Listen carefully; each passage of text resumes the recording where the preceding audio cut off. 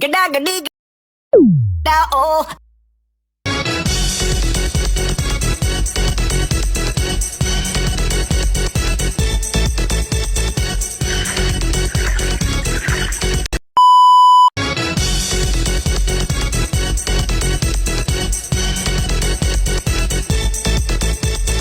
Assalamualaikum warahmatullahi wabarakatuh.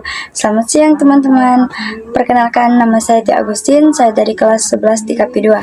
Pada kesempatan kali ini saya akan menjelaskan tentang 4 negara Eropa yang sangat berpengaruh dalam sejarah dunia, yaitu Spanyol, Portugis, Belanda, dan Inggris. Keempat negara ini terkenal sebagai bangsa penjelajah dan pelaut ulung pada abad 15 hingga ke-19. Mereka berkelana ke berbagai belahan dunia untuk mencari wilayah baru, sumber daya, dan jalur perdagangan. Bahkan, bangsa-bangsa Eropa inilah yang pertama kali membawa pengaruh besar ke Asia, Afrika, hingga Amerika, termasuk juga ke Indonesia yang kita cintai. Mari kita bahas satu persatu.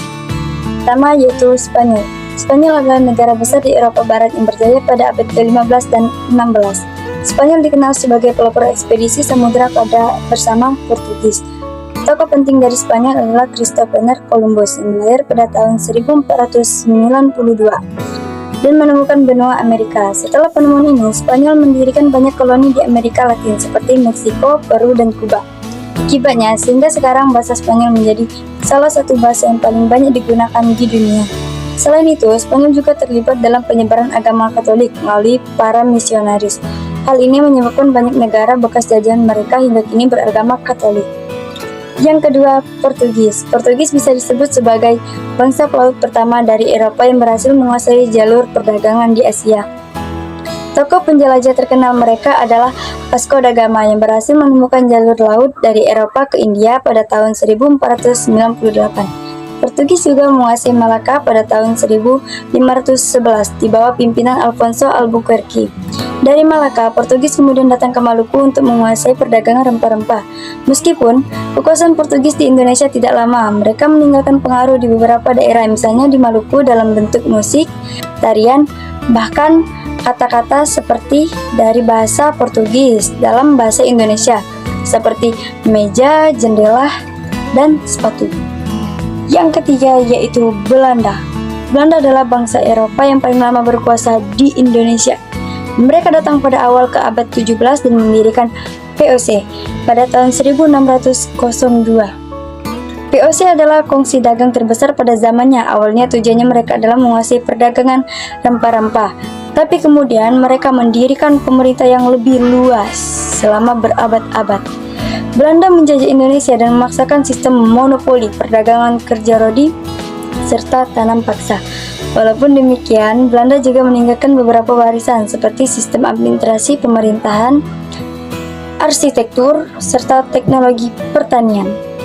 Penjajahan Belanda berlangsung lebih dari 300 tahun hingga akhirnya Indonesia merdeka pada tahun 1945. Keempat yaitu Inggris. Inggris adalah negara yang memiliki kerajaan terbesar di dunia pada abad ke-19, dikenal dengan sebutan The British Empire. Wilayah jajahannya membentang dari Asia, Afrika, Amerika, hingga Australia. Di Indonesia, Inggris sempat berkuasa pada tahun 1811 sampai 1816 setelah Belanda kalah dari Prancis dan Inggris mengambil alih kuasanya. Masa kekuasaan Inggris di Indonesia dipimpin oleh Thomas Seymour Raffles. Dia terkenal sebagai kebijakannya yang lebih lunak dibanding Belanda. Dia menghapus kerja rodi, memperkenalkan sistem sewa tanah, dan menaruh perhatian besar pada ilmu pengetahuan.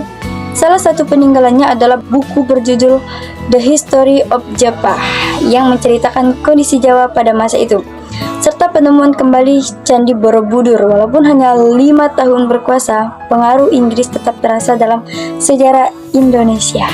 Dari penjelasan tadi, dapat kita simpulkan bahwa Spanyol, Portugis, Belanda, dan Inggris adalah 4 negara Eropa yang sangat berpengaruh dalam sejarah dunia. Mereka adalah bangsa pelaut dan penjelajah yang berambisi untuk menguasai perdagangan, menyebarkan agama, serta memperluas wilayah kekuasaan. Kehadiran mereka membawa 2 dampak besar. 1. Dampak positif seperti perkembangan ilmu pengetahuan, teknologi pelayaran, dan interaksi budaya. 2. Dampak negatif yaitu penjajahan monopoli. perdagangan dan penderitaan panjang lagi bagi bangsa-bangsa yang dijajah, termasuk Indonesia. Oleh karena itu, kita sebagai generasi penerus harus belajar dari sejarah. Kita harus menghargai perjuangan para pahlawan yang melawan penjajahan, sekaligus mengambil hikmah dari interaksi global yang pernah terjadi. Demikianlah penjelasan saya mengenai 4 negara Eropa, yaitu Spanyol, Inggris, Belanda, dan Portugis. Semoga bermanfaat dan membawa wawasan kita semua. Terima kasih atas perhatiannya teman-teman dan guru. Wassalamualaikum warahmatullahi wabarakatuh.